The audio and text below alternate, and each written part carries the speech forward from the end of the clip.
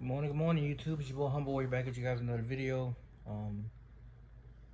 So Tua Tagovailoa has finally signed his contract extension, 4 year, $212.4 million, $165 million guaranteed. He also has a clause in his contract that if he wins a playoff game or possibly two, he'll he'll go up to $55 million a year, which is based on par with Jordan Love and Joe Burrow. He's currently sitting at $53.1 million, which makes him the third highest paid player or paid quarterback in the league. But salary wise, he's number 11. Um, Jordan Love surpassed all of them yesterday with the same contract, except he got 100 and I think it's 175 million guaranteed. He gets $55 million a year, and he signed a 4 year, $220 million deal.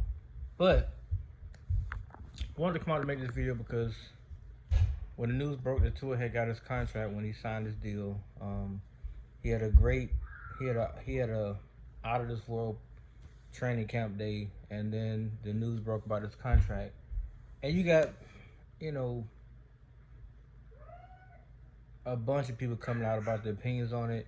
Some people are saying that it's a waste of money. Others are saying that why would the Dolphins bury themselves like this? They're gonna regret it later. All kind of stupid stuff, man. It's like, for me, it's sickening because Jordan Love, like I stated yesterday to my own wife, the man played half a season. He had the first half, which he was dog butter, and then the second half of the season, he took off and won a playoff game in Dallas. He should have beat the 49ers, but that's another topic for another day. And he had 1 year. He's sat on the bench behind Aaron Rodgers for 3 years. In 1 year, he got a $4 million deal for $220 million. Is that to say he's a franchise guy? No, but 1 year shouldn't allot him to be able to sit out for training camp days or two training camp days. But he did it, and nobody made a fuss about it. Tua sat out one day, one training camp that he sat out. The first day of training camp, he was there throwing. He just didn't participate in 11-on-11 drills. The very next day, you see him in a hat and a jersey, standing watching the guys, and they struggled. Mike White and Skylar Thompson struggled bus city. Turnovers, all kind of stuff out there. The offense had no life, had no rhythm. They had a measly wheel route touchdown pass to the fullback. That's all they had, and then Tyreek ended the practice with a deep bomb.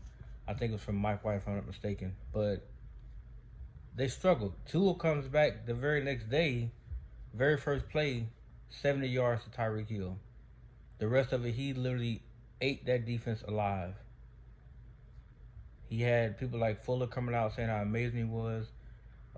His other teammates bragging on him. The coaching staff talking about how great he was. And it's like the fan base is getting retarded.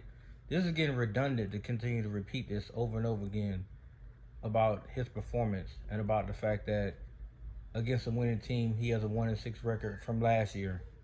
That's all they harp on. They don't care about 2022 at all, when he was literally beating winning teams. But because this past season he was 1-6, it's all his fault. So this season that's coming, if he beats the winning teams and they're on this great ride where they go 14-2 or whatever, is he gonna get any credit? Or will it be Waddle, Hill, Mostert, OBJ, the offensive line, the defense? I just want to know, because this trend is getting old to me. So he doesn't get credit when they win, but he gets all the credit when they lose. He takes all the blame to beating when they lose the game. Doesn't make any sense. His contract is very, very, very friendly. It allows the Dolphins to still compete, and at the very end of his contract, he can re-up for one more big deal if he chooses to do so. But he took a player-friendly deal. They already said that his agency from Athletes First wanted him to take 175 million guaranteed. He took less. To allow that team to still compete, he took less. So they would have been in negotiation table even longer had Tua not decided, you know what, I'll just take less because at the end of the day, I still got more to prove. And he does. He has to win a playoff game. He has to at least get to an AFC title game, if not the Super Bowl. If he wins the Super Bowl, there's nothing else to damn say about the kid. Nothing else. You cannot sit here and waste your time talking about what he did in the past. He will be a Super Bowl champion. And majority of the credit will go to him. Especially if he balls out in that game and he gets the Super Bowl MVP. If he gets MVP of the Super Bowl, you can cancel Christmas. There's nothing else to debate about that. He will be on top of the 2020 class with a Super Bowl MVP and a Super Bowl championship on top of the class. Because Burrow, Herbert, Jalen Hurts, all them other guys have not accomplished that yet. Have they gotten to the Super Bowl? Yes, Burrow and Hurts did. Did they win it? No. Because Burrow got dethroned by Aaron Rodgers and Matt Stafford. Hurts got dethroned by Pat Mahomes. So they haven't won anything yet. They haven't won a Super Bowl yet. If Tua does it, guess who gets to be at the top of the 2020 class? He does. Say what you want to say about stats, and that's what they're gonna break out next. I already know what's gonna happen as soon as he wins the Super Bowl. Well, he's not leading them in statistics. They still got him in yards and touchdowns. Da da da. The object of the sport is to win a championship. Correct? That's what we hold LeBron James to. That's what we talk about Michael Jordan for. That's what everybody talk about with Tom Brady. Tom Brady's not the all-time leading passer. Or he might be now because he played 23 years. I think he is. But he won 7 rings. They don't give a damn about how much he lost. They care about only when he wins. Nobody brings up that many losses. The only person that did it was Shannon Sharp to keep the argument fair. But if Tua wins the Super Bowl this year, you can shut up with the damn dumb talk. And apparently if they win this year, it's money well spent. Because Tyreek can still re-up. Watt already got his re-up money. OBJ can re-up for another year or two. And they can still keep all their pieces in place along with their draft picks that they already signed. And they can go out there and get another decent free agency signing to continue to make this offensive defensive unit even better. But this lack of respect toward this dude has got to stop. Because he signed all they see is the big number, $212 million. Hell, Deshaun Watson got $230 million guaranteed. Tua's not getting those $212 guaranteed. It's not guaranteed. So what are people crying about?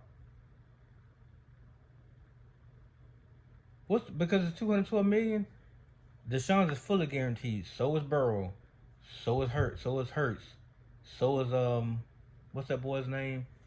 The other kid. Good Lord. I said Burrow, Hurts. So is Justin Herbert. Fully guaranteed. And Tua's not even in the top 10 right now in salary. The only thing that he got in the top 10, the top 3 about was $165 million guaranteed. But he's still below Love and Burrow. But people beat him up because he's in the top 3 of that. It's guaranteed money. Who cares? The back to that contract is going to be so damn light that they can do what the hell they want to do at that point. They'll be able to go out and get more and more people as they cut off the fat around the team. Especially those who are over 30 and getting older. But y'all make the center of the universe around beating up this kid. I don't get it. It's a contract that he had to get. He earned the contract. No matter how you feel about him, the last 2 years he earned the damn contract. Put some respect on his name. He earned it. Who cares that he didn't have a winning record against winning teams? The only thing I said is that this year he has to get to another playoff and win the game. Hopefully he got a home playoff game. And that's what should be preached about the entire season. We have to get home field advantage. We got to be able to play here at Hard Rock Stadium. If they can close some of these games down the stretch as the weeks go by, they will have a highly likely chance to do that. Barring injury, barring crazy stuff that's going on throughout the season, everybody stays healthy, relatively decent, they have a chance to play a Hard Rock Stadium for at least one playoff game, maybe even 2. But it would be nice to have a home playoff game because every other team seemed to have that, except Miami squandered it down the stretch.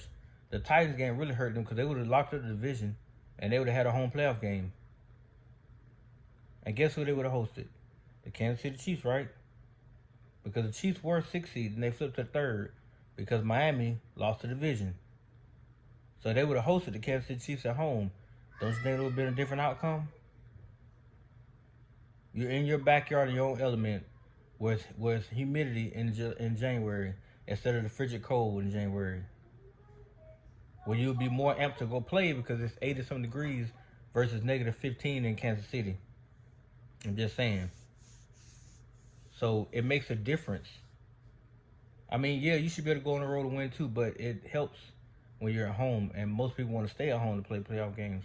They don't want to go on the road because your home crowd is what feeds you the most.